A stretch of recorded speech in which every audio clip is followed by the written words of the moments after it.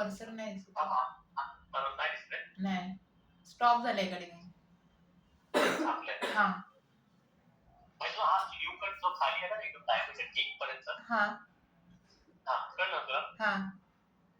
तो थोडासा इथपर्यंत वरती आला ना पर्यंत तेवढं त्याला खाली मूव कर.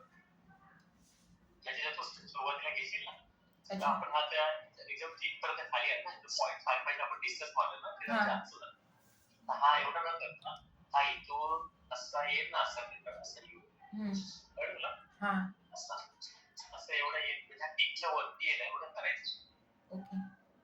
ठीक आहे? हे समज तुला? नाही बघ ट्राय करते जरा.